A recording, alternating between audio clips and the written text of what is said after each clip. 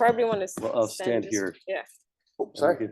Well, everyone, welcome and thank you for being in our second iteration of this really fun salon series on exploring the relationship between humans and artificial intelligence. This is the third year that we're doing this salon series, Beyond the Web. And the four of us have been co-convening, co-hosting this, Angie Raymond, Joyce Searles, and Doc Searles. And today we are so thankful to be joined by Dr. Zannoli, who's going to tell you all about, I think, herself and other things, and Doc will say a bit more. But just for those of you in the room, this is sort of intended to be an interactive, ask questions type of event. There is food, so have some food. But I hope you enjoy. But again, Marina, thank you so much for being here. Over to you, Doc. Thanks, Isaac. I guess, summer of 2021, I'm sorry, a little over 2 summers ago, I wrote a piece called Beyond the Web that basically despaired of where the web got stuck. And the web has delivered endlessly beneficial graces to us, and we depend on it every day. And yet we seem to be captive of giant companies and have in many ways less freedom than we ever had before. And we are surveilled everywhere we go. And in that, I asked 12 questions, such as, for example, why is it that we always have to consent to the terms of websites rather than they consenting to ours? That would simplify things a great deal. And there were 11 more like that. And this morning, I asked those questions to ChatGPT and instantly got 12 really good answers for why we are so screwed. And I appended them to the end of that post, again titled Beyond the Web. But between that time and now, AI has gone crazy as a topic. AI is a friend of mine, of ours, Don Norman, who wrote The Design of Everyday Things and Things That Make Us Smart, said one time, was brilliant. He said, at any given time in the history of tech, there's always one black hole subject. That is a subject, if you bring it up, it becomes a black hole, and it's greater than the dimensions of the room. Its event horizon exceeds the room, and all conversation falls into it, no light escapes. And at the time he said that, we're busy all fearing Microsoft. Microsoft was his dominant force, had 95% of all the computers sold, went on and on like that. Since then, there's been blockchain, there's been Web3, now there's AI. And we really need to shed some light on it. And so I'm really pleased to have discovered here in Bloomington, Dr. Zannoli, conveniently located right next door to us, our house here. And she's brilliant, and she comes to us having just left a high position at Meta, which is a weird thing that Facebook gave birth to its parent. So is that parentogenesis? There must be a word for that. Anyway, so take it away, Marina. Thanks a lot. I need the mic. Oh, you need the mic. Okay. So I'm not going to talk about black holes.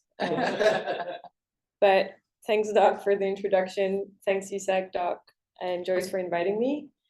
And then thanks, James Hillis, who's in the room. His conversations with me have greatly helped shape this conversation we're about to have. So one last thing for the people who are on Zoom, if you can't hear me well, please don't hesitate to scream on chat on Zoom, and hopefully somebody can do something about it. But I would hate for people to not hear me. So as Doc said, until very recently, I had the opportunity to work on building the first generative AI products at Meta. And I want to spend the time that we have today to tell you a little bit about the process of transferring research to product and how we, by doing this, can bring innovations into the hands of everybody, all the users, you, me, everyone. So there's a lot to say about AI, there's a lot to discuss, and we only have 90 minutes, but I hope that the few concepts that I share with you guys today can help you then go off and give you the tools to think about this stuff on your own, maybe chat about it together, and maybe dig deeper into some of the things that sparked your attention and your interest today. So before I tell you about generative AI, I want to tell you a little bit about myself, and I thought I would use the Reface app for this. So I don't know if you guys know anything about Face Swap. It was one of the first generative AI applications that came out, I think, in 2015. And so this is me from Reface as a grad student in cognitive science and vision science. So I graduated from grad school in France in 2012. And then I moved to the US to do a postdoc where I was studying how the brain forms 3D representations of the world around us using information that lands on our retina light. And for me, that was hell because I felt very lonely in academia. I wanted to work in big teams on problems that need a lot of people to solve. So I decided to join Facebook, which was Facebook at the time. The reason for that is that at Facebook, they had something called Oculus Research. And Oculus Research, let's see. My slides are not moving. Give me a second here. Oh, okay. I might be having some internet issues. So if your guys are having issues on Zoom, just let me know. But I joined Facebook and I joined a lab called Oculus Research, where I joined a big team of researchers from all sorts of different backgrounds. And what we did is work on developing new displays for augmented and virtual reality. And that was really fun. But what I liked most about this was that it was an opportunity to build a research organization inside of industry. And it was a great way to try to figure out how we can get the most of industry settings. So we have money, we have resources, but we have a lot of red tape. And I wanted to know how industry could kind of foster a more dynamic research environment. And I was able to convince the the AI org at Meta that I had something to contribute to building research organizations. So they said, yeah, sure, you can be the chief of staff of Facebook AI research. So that was me for a while. I pretended that I had wisdom and I could use that to do anything useful. And after a little bit, being the chief of staff of the FAIR lab, I thought that I wanted to try something different, but I don't know what that is. So I thought I'll just quit my job and think about it. So this is me as a fresh carrot here, trying to tell you a little bit about AI in the next 90 minutes. We'll see where that takes us. So I think generative AI is a great example of how we take research to product. And it's particularly interesting because, as you know, it's taken the world by storm. Everybody in this room, I'm sure, has used ChatGPT, if not for your own work assignments, maybe. You've probably used DALL-E to generate images. It's already in all of our lives now. And so it's kind of a great success story. And I want to kind of dig deeper into what that story looks like. And so before we start looking at some fun images, I want to start with a few definitions. And I think these are going to be useful to make sure that we have a common language that we can use today to chat about AI. So on the one hand, we have artificial intelligence, AI. It's a discipline. It's a theory and development for computer systems to be able to perform tasks that are normally requiring human intelligence. Machine learning is a subfield of AI.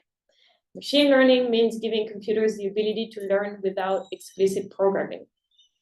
And now within machine learning, we have something called deep learning.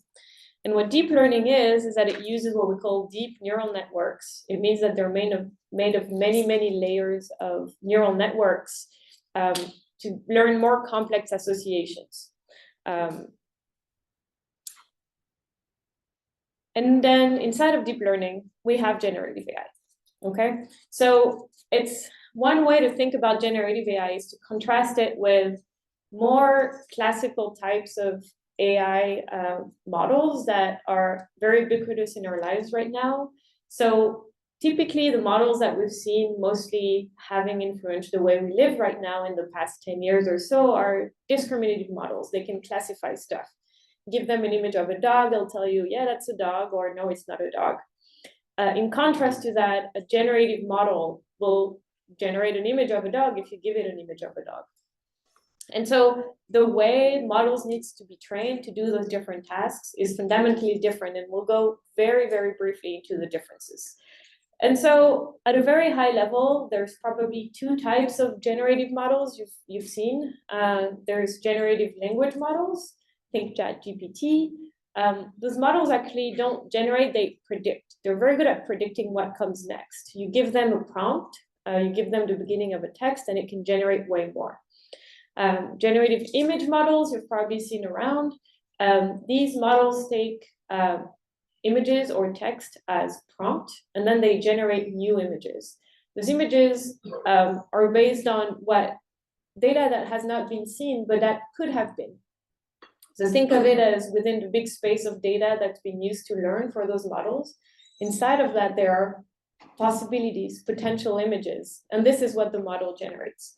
You've probably heard of generated audio as well. Now we can generate music, we can generate speech, we can generate natural noises. Probably also seen video generation. That's obviously way more expensive to do. And so these are roughly kind of the different types of things that can be generated. And so now that we've gone through those really boring fundamentals, thanks for not leaving the room at this point. Let's try to understand why GenAI took off so quickly, and how did so much research breakthrough happen in such a short amount of time. Very simply, it happened because a lot of talented people started working on the problem and they were given a lot of resources. And so let's try to figure out what makes generative AI an interesting research problem. Why did everyone decided that it was the thing they wanted to work on? It's kind of the perfect mix of a few very important factors. The first one is that it has a lot of really interesting challenges for AI researchers. As opposed to the typical discriminative models that I told you guys about earlier, those models typically are trained on one task and they can do one task. They can classify dogs versus cats and that's all they can do. The challenge for generative AI is to build what we call foundational models that can do a whole bunch of different things. Those models generalize better to a bunch of tasks that they have not been trained on initially, which is why ChatGPT is expanding so quickly into doing knowledge retrieval and writing technical content. Now, a really interesting challenge for researchers in GenAI is to figure out how to get high quality data and how to get the data in a format that will make the training easier. Up until the big boom of GenAI, models were trained on fairly small amounts of data. Now models are trained on literally the entire internet of text or images. So the challenge of figuring out how to format these data so they can be ingested by those models is very interesting for researchers. Another interesting challenge to tackle for researchers is the ability to train big models. By big models, we mean 10x, 100x bigger than typical models that you've seen before. And those challenges could not have been tackled before because the field was lacking technical maturity. Up until recently, we didn't have the technical software backbone to make training models as easy as it is now. Now, if you use something called PyTorch, which is a library you can use on Python, it takes literally 3 lines of code to train a model. That was not the case 5 years ago. We now have the ability to, as I said, literally download the entire internet and feed that into models, which has revolutionized the way we train models. And the use of GPUs, graphical processing units, has also completely changed the game. Now we can train models much faster. We can parallelize the training so that it can be bigger and faster. Another thing that really excites researchers is competition. They love being in competition because it pushes them to work harder and faster. And the competitive landscape in AI is particularly interesting. On the one hand, we have the big tech giants, Google, Meta, Microsoft. They have a lot of resources. They have really strong engineering, but they have a lot of red tape. And in a sense, they can kind of move slow. And they are not specialized in AI. They have strong engineering, but not AI-first engineering. On the other hand of the spectrum, we have small companies like Anthropic, Scale, Cohere. These companies have the strengths of being very agile because they're smaller. They're really dedicated to solving a very specific problem in AI so they can move very fast. And then we have OpenAI, which is an interesting sweet spot between the two because it has the researchers big tech giant. It's literally using all of the compute that Microsoft has, but it has less red tape and more agility. And its operating model is optimized to do AI. The last thing that you need for great research breakthrough recipe is clear applications. Applications are important because without applications, it's hard to get funding for what you do. Generative AI has such intuitive applications that just everybody wants it, right? It helps with creativity, productivity, AI assistance. So it's kind of this, I don't know how you say trifecta for when you have four things. What's the trifecta plus one great combination of factors that really made Gen AI a very interesting problem. And so within a few years, incredible technical breakthroughs have started happening. I was saying every day yesterday, and James was like, no, maybe not every day, maybe like every 6 months or so, but new papers every day for sure. Huge breakthroughs. And what's interesting is that when you look at AI and specifically generative AI, there's 3 types of research artifacts, things that are produced by research that you can get your hands on. You have your typical research paper and the model card that will describe how the model is trained, what the model is about, what the data are, what transparency and accountability factors you have for each model. Then you have typically open source code. There's a very strong culture in AI of sharing as much as possible the code that underlies the training of the models that people train. There's lots of different ways to share models. There are constraints. Some will share completely openly. Some will share just the results of the training. So you can't do better, but you can use what they've done. Some people will share, but with constraints. So for example, I think Meta, when they open sourced one of their models a month ago or a couple months ago, it was available for everyone except for companies that have more than, I don't remember how many million users. So it's basically everybody except TikTok and Microsoft, which was kind of a smart move because they're abiding by the values of open source, but they're still being strong competitors to Microsoft and TikTok. And then the last research artifact that you guys are probably the most familiar with are web demos. Probably all use ChatGPT, very easy to use on their website. We've probably used image generation as well. So if anybody in this room has not used ChatGPT, I felt like I needed to show you a video. So this is me trying to write an ode to ramen noodles in the style of Bob Dylan using ChatGPT. And you can see that within like 3 seconds, we have a song that I'm not going to try to sing. But I feel like, Doc, you might do a good Bob Dylan impression. Let's see if we have some time at the end. Another good example of kind of products of generative AI, one that I like is Midjourney. So Midjourney is a small company that's really focusing on image generation. And they're at the end of the spectrum in terms of quality. They've taken the bet of enabling people to generate extremely beautiful, high quality images. So it will take you a minute to generate this image, which, imagine a minute, it's actually nothing, but it is a long time now that things go so fast. And I like this example because the text that you see on the right is the text that had to be input by the user to get the image on the left. And so the first part of the text is a description of the image. This is what we would call a prompt. So if you guys have used DALL-E, probably you've entered a description of an image that you wanted generated. But what users have discovered using those models and those tools over and over again is that if you give it clear descriptions of how you want the image to look, the model can do that.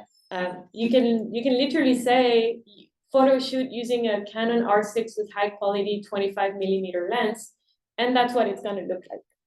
And so this is an example of awesome feedback loop from crowdsourcing. There's a huge user community using those models, and by using the models, they end up learning a lot about how they work, which is very useful for researchers because researchers themselves don't fully understand how the models work. And so all of the learnings from the users are going back into the research community to try to help understand a bit better how to talk to those models. Those models know a lot of stuff, but we have to figure out how to extract that stuff from them. And so, okay, those things are great, but they're not like products that you have in your pocket yet, or at least as of a few weeks ago. Now we're starting to get actual Gen AI products. But it takes a lot to go from those web APIs that you can use as demos all the way to an actual product that's in your pocket. And so when you're building a product, you're kind of starting over. Researchers like to say that 90% of the work is done by them and that productizing is the remaining 10%, but product teams will tell you it's the opposite. They look at a research paper and they're like, okay, thanks, what do I do with this? The first thing that they have to do is that they have to completely revamp the engineering. They need robust engineering. Researchers, they won't do the bare minimum that they need. I don't think bare minimum is the right term here, but the race to publish is so intense that they're under intense time pressure. So they will write the code that will allow them to get the results that they want enough times to say, yeah, I was able to reproduce it, I'm publishing it. It only needs to work on a dozen machines in a lab every once in a while and be slow, and that's enough for them to say, I have a research breakthrough. That's not enough to build a product, right? So a product engineering team needs to rewrite the entire code infrastructure to make it stable. It has to run every single time. It cannot bug. Another thing that product teams need to do is that they need to retrain the models with data that they're allowed to use. Probably seen in the news that OpenAI is getting sued every other day for using copyrighted content in their data, books and images that are under copyright that were used to train models. You will be fined for every single time this model is used, times the number of pieces of content that you have used and you shouldn't have. This is not, nobody can afford that kind of fine. So when you want to retrain a model for product application, you have to replace the data. So now you don't have access to the entire internet, like I was saying before. You have to find data sets that you can license for commercial use. You guys have probably been on Getty websites or Shutterstock websites when you needed stock images for your assignments. Well, you can buy those. You can buy the entire library of Shutterstock and use that to train your models. When you're Meta or Google, you have a lot of publicly available user data that you can use that's allowed to use through the user agreement that you as a user has signed. So yeah, it is, I mean, it is technically legal, morally is another thing, but Google has a ton of data, search data. So imagine that this search data from Google is great to train a model that's going to be good at doing knowledge retrieval. Meta has a ton of public posts with a lot of pictures and captions that describe what those pictures are very often. Imagine that this is great to train an image generation model. You also need to optimize those models. It can't take a minute or 30 seconds to generate an image for you to share on social media. I mean, last time you used Instagram and it was a little bit slow. It took what, maybe a quarter of a second to load an image and you were frustrated. Now that can be, right? So we have to be able to generate those images within milliseconds. We need 10x, 100x improvements in rendering speed. We also need to scale the engineering. It has to work not on a dozen machines, it has to run and work on to be able to serve billions of users at the same time. The other thing that you need is that you need to actually develop a product, right? You need to figure out what your use cases could be. You need to figure out how they can serve your user base because your users are your users.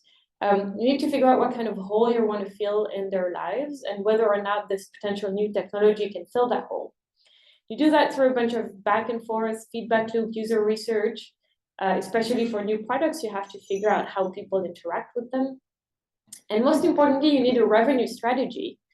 Generative AI is super expensive to run. And when you're a big company, you have to literally take resources away from other things that might generate revenue to start supporting all the compute that's needed for Gen AI. So if you're Google or Meta, it means that you're taking away resources from advertising to use to generate content for Gen AI. So at some point, you have to have a strategy to start making money off of this within the next few years. And then finally, you have to do this responsibly. And that's probably the main thing you've heard about generative AI or AI in general is worries about safety. And that's what I want to spend the rest of this conversation and the time that we have together today talking about, because I think it's more of a conversation and a debate than just me sitting here and telling you stuff. But briefly, those models need to be safe, right? They can't be generating anything harmful. We know the internet is full of harmful stuff. You can be traumatized daily, several times a day when you're just surfing the internet. We don't want to be adding to that. Responsible generic products need to be inclusive and fair. They need to serve all of our users equally. Those companies have a responsibility to make those models available in a transparent way. They need to tell their users exactly how the models are trained, with which data, and what kind of personal user data they use to be able to run. And finally, they need to abide by privacy and security guidelines within different companies. So imagine that you're using a conversational AI tool on a messaging platform. If this messaging platform is now encrypted, like Messenger or WhatsApp is, now your conversational AI model needs to be able to run on encrypted data. And so just like before we dig, I want to give you a concrete example of responsible AI. This is kind of the schematic I want to use. Imagine that on the left, that's your model and your data. And then there's your user in the middle, and your user enters a prompt. Let's say I want to generate a teddy bear drinking a mocktail in the desert. That prompt goes into your, let's call it a rendering engine. And then you get a bunch of cute teddy bears drinking mocktails in the desert. I made this with DALL-E OpenAI. Those are pretty harmless images, right? I don't think, I would guess nobody, but I don't know actually, but I would imagine that nobody is particularly offended by those images. But it's not always that clear. It's not always that simple. And so I want to take the case of what we call harmful associations, try to help you understand that it could be more complicated. I'm going to use an example that kind of speaks to me because I'm French. So French people are often associated with roosters. That's just a thing, right? I have no idea why. But, you know, what if we don't like that? Roosters they can be aggressive. They wake us up in the morning. They have a horrible scream. There's this association between us and roosters. And what if I don't like it? I don't want to be associated with a rooster as a French person. The thing is, this association is so strong that every single time a French person, almost every single time a French-looking person is in a picture somewhere on the internet, there's going to be some sort of rooster concept somewhere in the image. So these data are fed into the model, and the model learns this strong association between French people and roosters. And this is what speaks to me. But imagine that there's lots of things that make you who you are that could be associated with a whole bunch of other concepts that you might not want to be associated with as a person. So the list of potential harmful associations can be extremely long, right? And we probably all have something that we could be associated with that we don't like. I like to use this example because it's actually very visual and it's kind of cute and it speaks to me, but you can think of something that speaks to you. So now your model is going to learn that French people are often associated with roosters. And if you try to generate a French person and a rooster, you might get a few different things, right? On the left, you get a person with a rooster, exactly what you wanted. In the middle, you get a person as a rooster. And if you're really unlucky, you get that horrible thing on the right, which is actually the mascot of the France 98 World Cup, Soccer World Cup. That's a real thing. And as a French person, I do not want to look like this, right? Those kind of synthetic mixing of concepts happen because of the way data are represented for generative AI models. They're represented in what we call embeddings. And these representations of the data put things associated with each other close in the space. So the distance between things that are often together is very short in the complicated data space, high-dimensional data space that's used to train those models. So roosters and French people are going to be close together, and that causes a danger of creating those synthetic concepts. So that might be worrisome for a few different reasons, because you're actually trying to be mean to French people. Maybe because you had good intentions, you just wanted the image on the left and you get the image on the right. We don't know what the intent of the user was, right? But we have a bunch of different solutions that we can implement. We can say, okay, you can say, I'm gonna have a detector at the prompt level. And every time I detect one of those harmful associations, and again, you can imagine the list can be very long, you can say, well, I can do two things. I can either not generate anything, super safe. So I'm pretty sure I'm not gonna harm anyone, not gonna offend anyone. You can say I can generate with a filter. I can just generate a French person, but not a rooster. I can just remove the second term, right? First, I don't know what the right answer is here, and I want us to discuss this. But second, even if you decide to generate with a filter, or even if you don't detect a harmful association, you might still generate something harmful. Another thing you can do is put another filter here that's gonna detect harmful images. And big tech companies have those already because they've been using those for content generation for many years already. So you can say, okay, whatever I generate, I'm just gonna make sure it's not harmful. If it's harmful, I send a report to a red team, and the red team is gonna back propagate this information into the image detection filter, the prompt filter, and then even maybe the model training so that we can start understanding why we get those harmful images and we can start removing them. The thing is, it's not really clear what we should do here. What's the right answer? I actually don't know. I don't know what we should be doing. To me, there are those two very obvious solutions here. You don't generate or you generate. But if you don't generate, then what if I'm a French person who just visited a very cute rooster sanctuary and I want to generate an image of a French person with roosters to send my friends, and I can't because the system wants to be safe. So now I get safety at the cost of inclusiveness. So that's not really fixing the problem long term. So I'm gonna stop right there because I want to use the slide to hopefully generate conversation. I want you guys to come up with new ideas of how we should fix this. I want you guys to poke holes in this, new solutions, questions. I'm gonna stop right there. I have a bunch of boring slides with references and books that I can show you at the end, but I want to use that for conversation.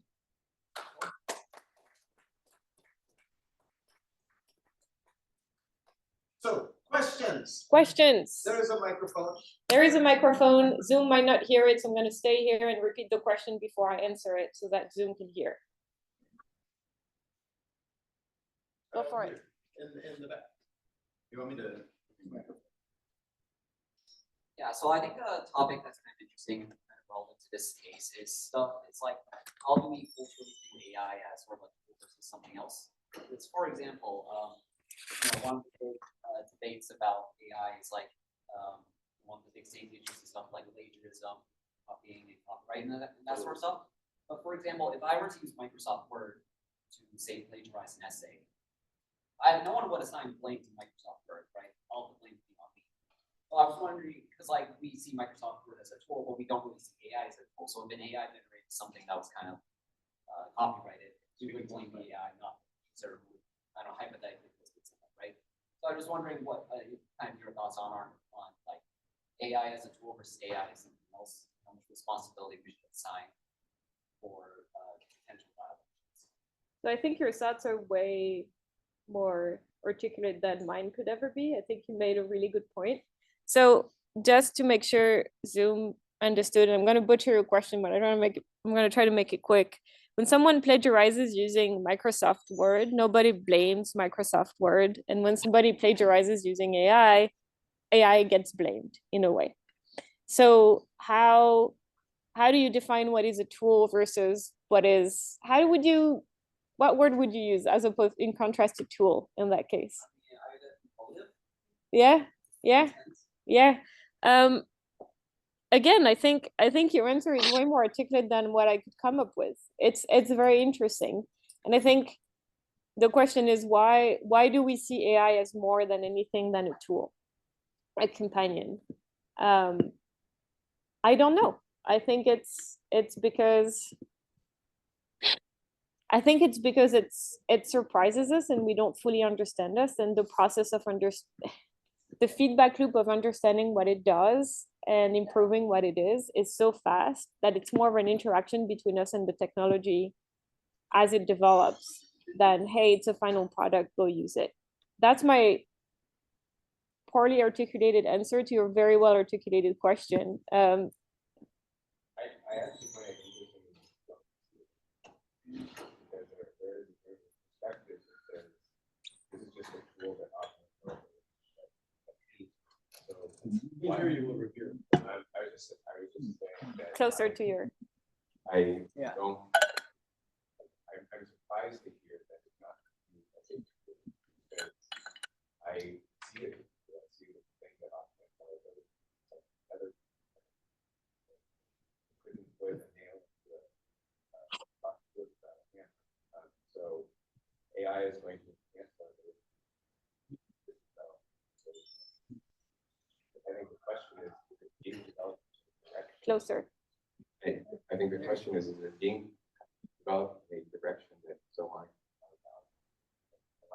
things that we want to build a bomb, want to build a camera that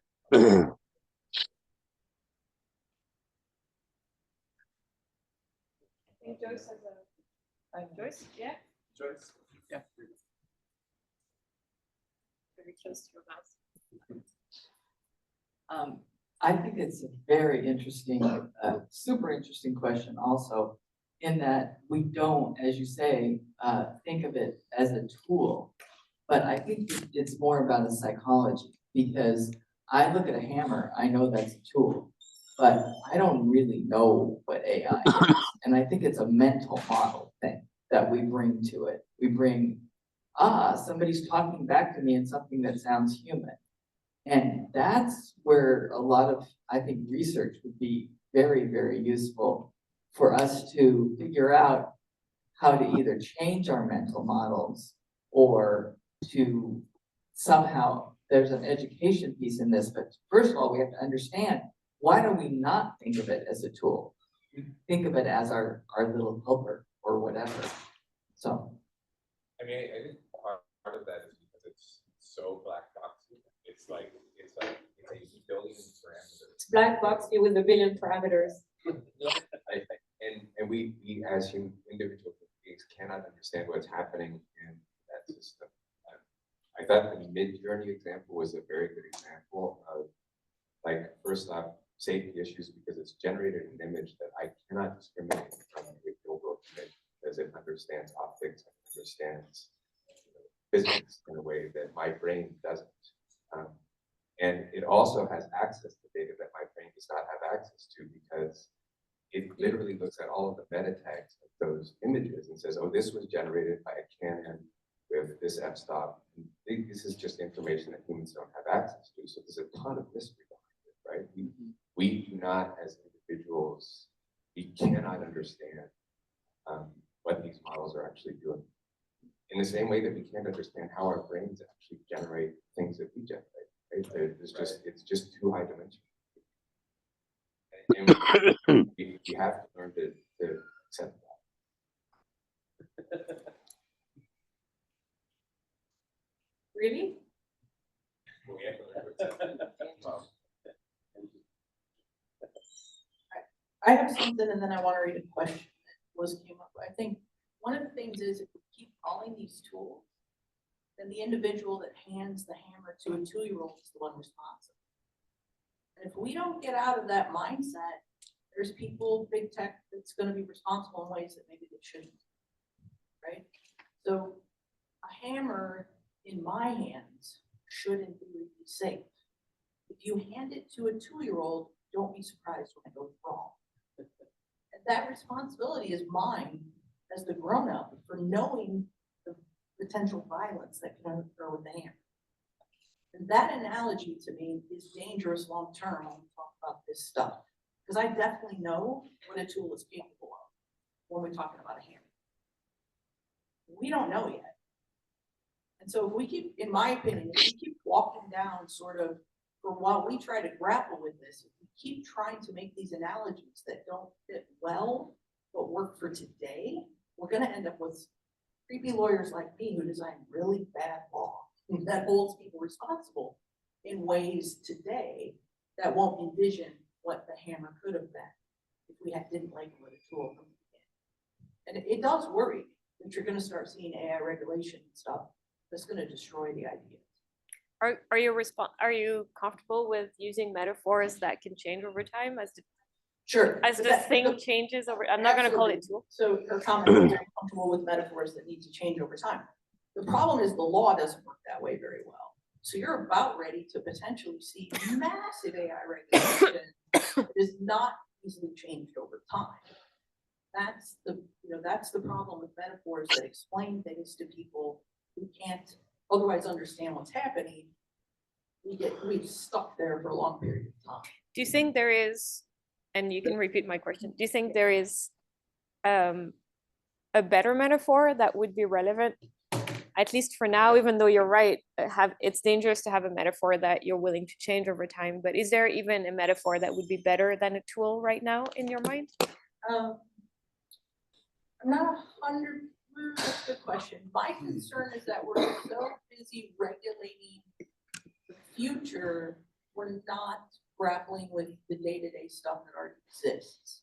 We're trying to regulate, Star Trek standing in the 60s, thinking how cool this was, as opposed to at the time, people were beginning to worry about microwaves, right? And so to me, the metaphors are always sort of projecting ahead, and that might be what the problem is. So we need a really current metaphor that works really currently, and then build from that. Yeah. And I do have a couple, there are a couple questions I need to cut them out. I have a question as a lawyer. No. That's okay. Oh, like to the lawyer, not okay. Yeah. Closer to your mouth. So I don't know how the law can regulate what metaphors people use, but I can understand how the law can regulate things like access to data. Right. Right, And right. so I'm wondering, like, if that's just not the right legal approach. Thanks for selling my program. That's what we do. We talk about the data. Okay, so quick question online, then Simon has a question. Yeah. So there was an earlier question that I think, I want to get the name right. So about Tony, whose name I won't share in case they're doing this anonymously. The question went along with who gets to define harmful, and are we sure we're measuring harmfulness versus unintended outcomes? And so that's sort of an oversimplification that's a little long. But I wanted to go back to that because I thought it was really insightful. Yeah, and well, does this work? Maybe. I think that there's lots of people in the room who are probably better suited to define harm than I am. So again, as much as we can crowdsource the answers to the questions, they shouldn't be directed to me. They should be just things we think about together. The first thought that comes to mind is that in the end, whatever the intent was, if the result is harmful, we need to make sure the result is not harmful, whatever the intent was, right? It doesn't matter if the intent was not harmful. Something needs to be done. Then maybe it should be a little bit different, and maybe it's good to figure out if somebody was being harmful, they can, as who they are as users, something can be done there. But in terms of the content that's generated, it doesn't matter what the intent was. It's going to be harmful to the person that's exposed to it. That's the thing that matters. Now, I don't know, does anybody has a good idea of how to define harmful? Do you? Cool. As someone who is actually implementing generative AI and social robots for older adults, and I get to see day-to-day conversations that people have with the robot. So for me, as a researcher, I am biased because I am creating that. I am prompting the robot in a way to answer certain questions to the older adult, and I am prompting it to ask certain questions and things like that. So I am biased, but then the user who's the older adult using it is not. So the user should be defining what is harmful and what is not. Mm-hmm. And the person actually implementing it should be mindful of what is that and where the boundary stands. And that's my opinion. Anybody want to jump on this? Just a couple thoughts. First is that all metaphors are wrong. That's how they work. Time is not money, yet you can't talk about time without using the language of money. You save it, you waste it, you spend it aside, you invest it. You can't define time, it is too complicated. So that's one thing. The other is everything is potentially harmful. So with the image of the happy woman in the office in New Zealand, somebody from there might say, why isn't it a Maori woman? Okay, this is New Zealand, we have Maori people here. I think, to your point, it is actually up to the users. It is actually up to the individuals to provide the feedback loop. And I also think you absolutely need disclaimers up front saying, hey, you're gonna get what you're gonna get here. It's trained on the entire world, and the world is full of stuff that some people would consider harmful. So, just to be provocative, I would like to say something because this is against the gospel of service. You know, I think one of the challenges that you raise is one of the points that you point out, particularly in high risk environments, is that when we're talking about AI users, the difference between this type of tool and maybe, a hammer is that we've developed this tool to act upon the user as well in many ways. And whether we want it, and even in cases where we haven't, like in education or law or something like that, it is influencing the users. It's changing their cognition, it's changing the way they see reality. And so to say that then the user is going to be in charge of determining what's harmful, it's a little bit difficult to really put into practice, right? Because the reality is being shaped by the tool itself in the first place. So I'm being provocative. to amplify that point, our last speaker here, Andrew McLuhan, grandson of Marcia McLuhan, made the point, as his grandfather did, that we make our tools, then our tools make us. And we have one of the best ways to make people ever created. I think maybe if I'm trying to summarize what you guys are saying is that it's important to empower the user to be active and the feedback loop that's going to help define what harm is, but they shouldn't be responsible for defining what the harm is. I think, is that a good way to kind of reconcile what you guys were saying? Thank you, Marina. Questions? Yeah.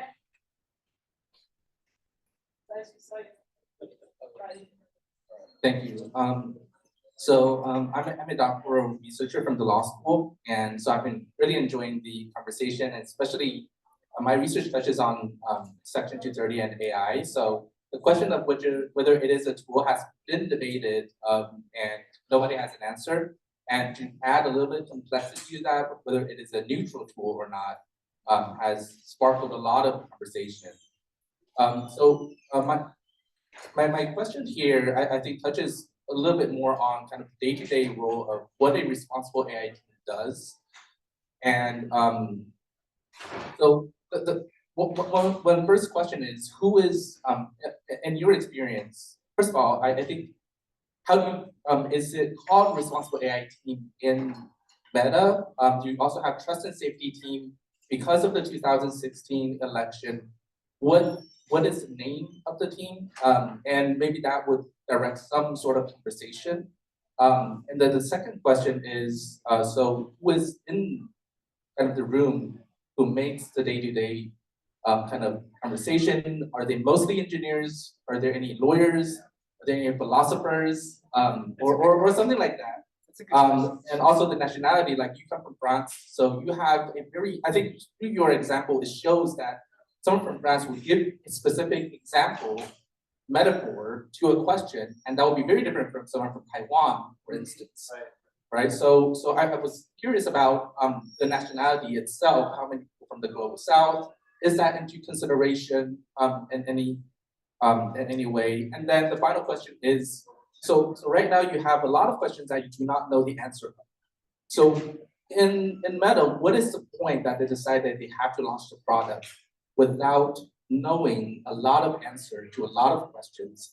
How do you, is it because of competition, or how does the company kind of make that decision at the very end? I know there's a lot of questions, but thank you. There's a lot of questions and they're all very good, and I'm gonna have to be very careful about how I answer them. The first one was about the responsible AI team. I can speak to what I can speak to about Meta And my assumption would be that it's very similar in all big tech companies. The responsible AI team is made of a combination of AI experts who have worked in responsible AI for a very long time. Some of them have expertise in data.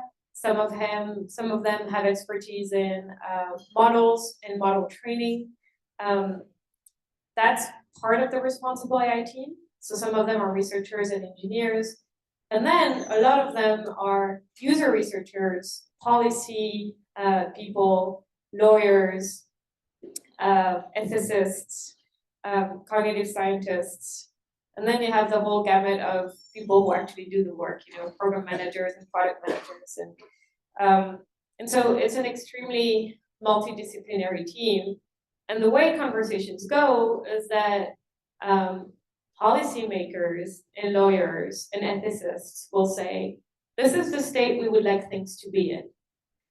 And engineers and researchers will go and try to figure out how to make that happen. There's something that's defined in words that need to be operationalized in a way that it can be implemented by researchers. And this is really kind of the bulk and the hardest part of the responsible AI team, is to take those concepts and try to turn them into something that can be implemented with rules that can be literally hard-coded in a computer, right? So that's kind of the way the team works. Yes. Keep going. Oh, okay. Now, in terms of who makes the decisions, in general, in big companies, leaders make the decisions, and experts make recommendations. Anybody who's been a legal counsel anywhere will tell you that they do not make decisions, they make recommendations. It is the same for ethicists and policymakers and any sort of cross-functional expert partner in a company. But it is the same for AI researchers and engineers. In the end, they don't make the decisions. What they do is that they provide the data that enables leaders to make the decisions. And leaders will take all of those into account. They will figure out the risks. They will figure out the reward, and they will make the decisions. And so this is very roughly, the decision process. It is left to the leaders. Depending on the company, the leaders are from a technical background or not from a technical background, and they understand more or less well what the complexities are. In terms of deciding when to launch a product, I think what I've honestly seen in my experience working at Meta, and what I know happens in all companies, is that what we do is that we solve all the problems that we see, and we work very hard to uncover as many problems as possible. We also know that there are things that will happen that we had not predicted. Things will slip through the cracks. As I was saying, you have a harmful image detector, you have a filter, and you still generate an image of a French person looking like a whisker and like, oh shit, I didn't mean to do that, but it happened. Your responsibility as a company is to have a 24/7 red team that's going to be here to get the reports from the user. You have a responsibility to generate a reporting flow that's very easy to use. And you have a responsibility to answer any report of harmful content within X many hours. And so it's a combination of everything you can do before and everything that you commit to doing after as things happen. This is the case for responsible AI, but I think it's not specific to responsible AI. I think any type of new product that could be harmful for all sorts of ways has this combination of trying to predict problems and solving them beforehand and committing to solving them when they happen as well. You had a question about France and being French. Was this? Oh, yes. Those teams are very diverse. Actually, this is a remix of an example that came up from one of my colleagues who was born in Jamaica and moved to the US when she was 9. And I want to be very mindful of saying things that are harmful. So I'm not going to say what kind of animal she didn't want to be related to, but she said, but what if I love those animals? And what if I want to show an image of me spending time with those animals? I can't, because you want to be safe. So you're deciding that your system is not going to generate those images. So you're not representing me as a user. It came from her. right? And so if we didn't have a team of diverse backgrounds, diverse expertise, but diverse paths of life in all sorts of ways, those examples wouldn't come out. The responsible AI team has what they call red teaming sessions, where we try to be as nasty as possible with models, and we can be creative. We can be creative because we have all been harmed in different ways in our lives, and so we know what harm can look like in a lot of different ways, and we try to break the system. And we do that over and over again, try to discover how the system can be broken. And those sessions are very intense, and they start happening as early as possible during product development. Yeah, sorry, that was a very long answer, and I know. No, I think there's another good question here.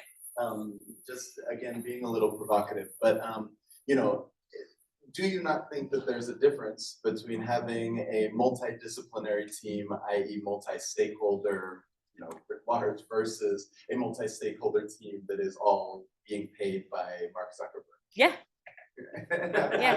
So how do you get about, I mean, right, because that creates a lot of, it creates a lot of, you know, I think, ethical dilemmas, right? If you find issues. So maybe talk to us a little bit about, have you ever found an issue with the system and that actually was rectified, where, you know, where the maybe economic incentives were on you to actually, you know, do what on paper you're supposed to do, right? Which is make the systems more responsible and so on, but where it maybe wasn't in the interest of the company. You're pushing my limits a little bit on what I can say. So I will not go there, but I will tell you that this can happen even outside of responsible AI, right? Sometimes products are buggy, and they might not be causing harm, but they might not work 80% of the time. And the people who are building them are like, no, wait, I don't want to release it because it's my work and my work sucks right now. And leadership says, yeah, I don't care. I really want to release it because I want to start making money. So those decisions happen more broadly in industry because of the economic pressure. I think that the fact that council is council and council does not make decisions is inherently what gives them the freedom and the responsibility to provide counsel and not make decisions. And the people I've worked with have extremely strong morals and values, and they are expected to say what they think is right. And I think they get into those roles with a lot of pride for the values that they uphold. And they know that their responsibility is to raise issues that might not always be fixed, but that they have to raise them. So I think this is how to get around this, and it is the expectation that they're going to raise all the issues, even if all the issues are not going to be addressed by leadership. So it's really a dance of, hey, I'm going to tell you all the problems because I know you make the decisions, and my role is to tell you all the problems, and you want me to tell you all the problems. And leadership wants to hear about all the problems because they want to know, they don't want to be surprised. Even if they make decisions that we might think are not moral, they want to know. They want to knowingly do it, right? Which is also why there is a strong motivation for policymakers and lawmakers inside, not lawmakers, counsel in companies to be as open as possible about the risks that they see and their recommendations. But I think the system is built in a way that enables them to do that and encourages them to do that. That's what I've seen. But I haven't given you a concrete example, and I will not do that. I think so. For for everybody in the room and those online, it is 1 o'clock. So obviously we'll have a little more time. There's more questions online, but just for any of you who feel like you need to go, you have to go to class or another meeting. We just wanted to, you know, give you permission. But with that, let's just all together thank Marina for. Thank you for your questions. Thank you for your questions and for the answers to your own questions. They were really outstanding. So again, we'll stay some time to continue chatting. There's still some questions online. I'll give it to Angie, who has the next question. This is from Matthew. We're speaking mostly about harms from the technology, which is generally intended to be neutral. What about malicious uses, bad actors generating misinformation and disinformation? And do you think there is any hope that we can use technology for good to combat these types of problems? Do I think we can use this technology for good? I freaking hope so. That's what I feel. Yeah, I think it comes back to kind of separating the harm caused versus whether or not the harm was intended, and both need to be addressed. And I think outside of AI and responsible AI, harm on social media platforms has been an issue since the beginning. And content moderation is both on the content and the user. Content gets reported for having caused harm, and then the situation gets analyzed, and there's an understanding of whether or not the bad actor was trying to be, well, the user was trying to be a bad actor. This is not something that, I think this is something that needs to scale better, because right now it needs a human brain to analyze the situation. And it's very important that when you're kicking somebody off of a platform, you need a human in the loop to make that decision. It has to be that way. So we don't have a way of scaling our understanding of who's a bad person and who's not a bad person in a way that maybe AI could do in the future. I think this is actually a great potential new challenge, because there's definitely a need.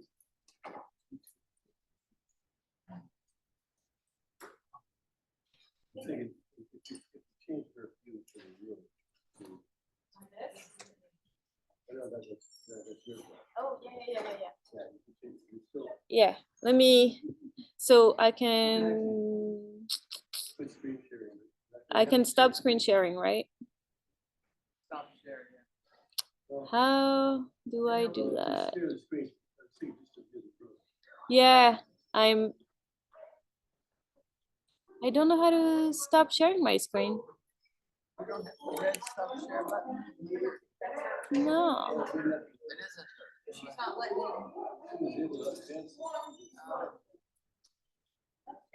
Somebody else wants to.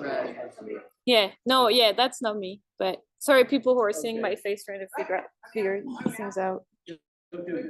I don't know how to unshare. The room is still full online, so. Oh, there we go. I don't know what I did. Yeah, so Angie has a view of the room.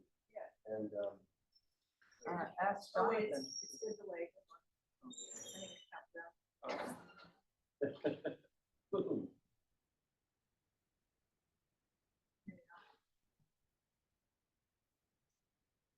Jonathan, can you hear us? Because he has control of this.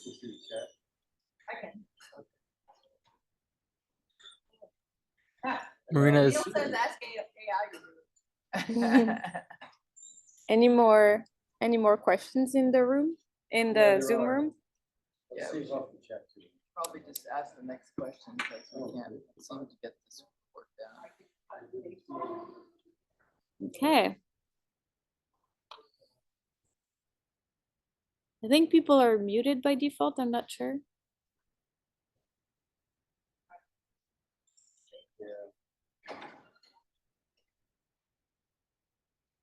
Hi, Dad.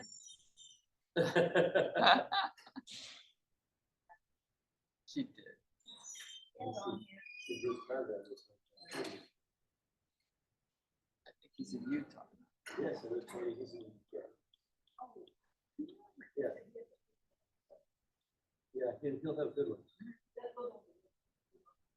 So Yermo's your dad? Okay. Sure. Yeah, people are starting to think. And Adrian Gropper is an old friend too. Should we log We're off? starting to lose people. Yeah, we've lost. Thanks for your question. Oh, no, I have a lot more. Sure you do. No, yeah, but think you I just, no, I don't. I don't know. Yeah. Thank you, everybody. I don't know who's controlling this. Is the HLS guy? is No, Jonathan. I think it's Jonathan, but I'm gonna leave. Yeah, I'm still here. All right, I'll close the room. Thank you all. Take care. That's where Thank you. Goodbye. Your questions will be at.